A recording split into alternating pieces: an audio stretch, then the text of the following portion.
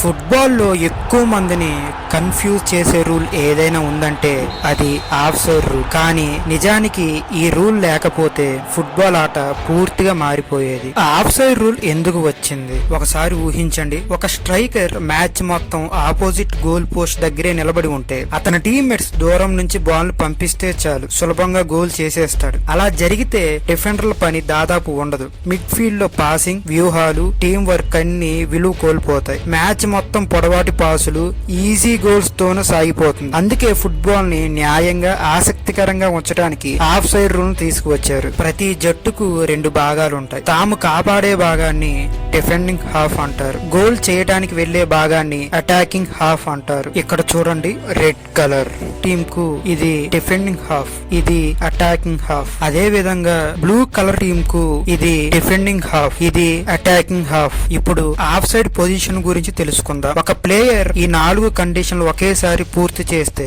అతను of side position లో ఉన్నట్లు. మొదటిది, అతను అటాకింగ్ హాఫ్ లో ఉండాలి. రెండవది, అతని టీమ్మేట్ బాల్ ను పాస్ చేసే క్షణాన్ని మాత్రమే పరిగణలోకి తీసుకుంటారు. మూడవది, ఆ క్షణంలో అతను బాల్ కంటే ముందుండాలి. నాలుగవది, అత్యంత ముఖ్యమైనది, అతను ఆపోజిట్ టీమ్ లోని సెకండ్ లాస్ట్ అపోనెంట్ కంటే ముందుండాలి. ఈ 4 కండిషన్లు నెరవేరితే అతను ఆఫ్ సైడ్ పొజిషన్ లో ఉన్నట్లు. కానీ ఆఫ్ సైడ్ పొజిషన్ లో ఉండటం మాత్రమే ఫౌల్ కాదు. ఆఫ్ సైడ్ పొజిషన్ లో ఉన్న ప్లేయర్ బాల్ ను తాకినా, ఆటలో నేరుగా పాల్గొన్నా లేదా గోల్ చేసినా ఆ గోల్ చెల్లదు. దీనినే ఆఫ్ సైడ్ అఫెన్స్ అంటారు. ఆఫ్ సైడ్ అఫెన్స్ జరిగినప్పుడు ముందుగా లైన్ రెఫరీ తన జెండాను పైకి ఎత్తి సిగ్నల్ ఇస్తాడు. ఆ తర్వాత మెయిన్ రెఫరీ విజిల్ ఊది ఆటను ఆపి ఆఫ్ సైడ్ ఇస్తాడు. వెంటనే శిక్షగా ఆపోజిట్ టీమ్ కు ఇండైరెక్ట్ ఫ్రీ కిక్ ఇస్తారు. ఇప్పుడు ఆఫ్ సైడ్ రూల్ అంటే ఏమిటో తెలుసుకుందాం. చాలా మంది ఆఫ్ సైడ్ పొజిషన్ నే ఆఫ్ సైడ్ రూల్ అనుకుంటున్నారు. అది తప్పు. ఆఫ్ సైడ్ రూల్ అంటే ఒక ప్లేయర్ ఆఫ్ సైడ్ పొజిషన్ లో ఉండి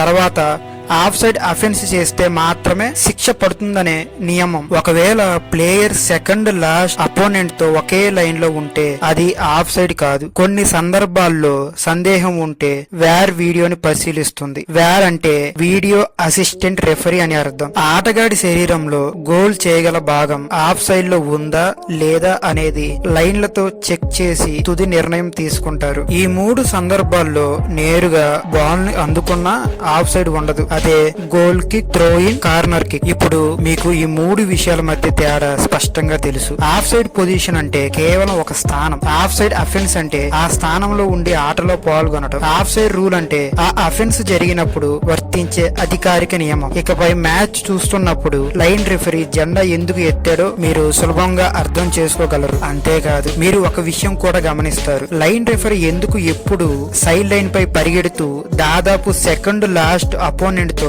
ఒకే లైన్ లో ఉండటానికి ప్రయత్నిస్తాడో కూడా మీకు స్పష్టంగా తెలుస్తుంది. దానికి కారణం ఆఫ్ సైడ్ నిర్ణయం తీసుకునేటప్పుడు ప్లేయర్ సెకండ్ లాస్ట్ అపోనెంట్ కంటే ముందున్నాడా లేదా అనేది అత్యంత ఖచ్చితంగా చూడాల్సి ఉండటమే. ఒకవేళ లైన్ రెఫరీ ఆ లైన్ కు దూరంగా ఉంటే ఆఫ్ సైడ్ నిర్ణయం తప్పుగా తీసుకునే అవకాశం ఉంటుంది. అందుకే మ్యాచ్ మొత్తం అతను సెకండ్ లాస్ట్ అపోనెంట్ కదిలిన ప్రతిసారి అతనితో పాటు కదులుతూ దాదాపు ఒకే లైన్ లో ఉండేందుకు ప్రయత్నిస్తాడు. ఇప్పటి నుంచి మ్యాచ్ లో లైన్ రెఫరీ చేసే ప్రతి కదలిక వెనుక ఉన్న కారణం కూడా మీకు అర్థమవుతుంది. అయితే ఇప్పుడు నిజమైన మ్యాచ్ క్లిప్స్ ను చూసి ఈ నియమాలు ఎలా వర్తిస్తాయో ఇంకా స్పష్టంగా అర్థం చేసుకుందాం.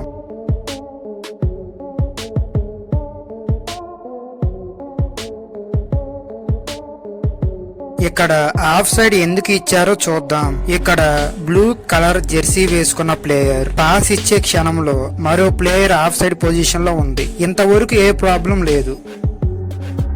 కానీ ఆ ప్లేయర్ ఆటలో పాల్గొంది అంటే ఆఫ్ సైడ్ అఫెన్స్ చేసింది.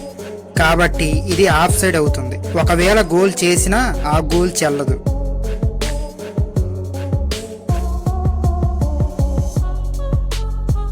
పాస్ ఇచ్చే క్షణంలో ఈ ప్లేయర్ ముందు ఆఫ్ సైడ్ పొజిషన్ లో ఉన్నాడు.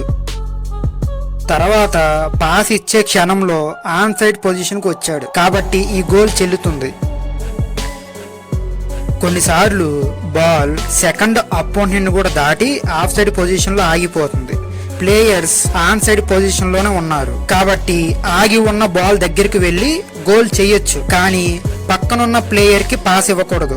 ఎందుకంటే ఇంతకు ముందు పాస్ ఇచ్చే క్షణంలో ఈ ఇద్దరు ప్లేయర్లు ఆన్ సైడ్ పొజిషన్ లో ఉన్నారు. అయితే వీళ్ళిద్దరిలో ఎవరైనా ఒకరు గోల్ చేయొచ్చు, కానీ పాస్ ఇస్తే ఆ పాస్ తీసుకునే ప్లేయర్ ఆఫ్ సైడ్ పొజిషన్ కు వస్తాడు. ఒకవేళ బాల్ ని అందుకుంటే ఆఫ్ సైడ్ అఫెన్స్ చేస్తాడు, కాబట్టి గోల్ చేసినా ఆ గోల్ చెల్లదు.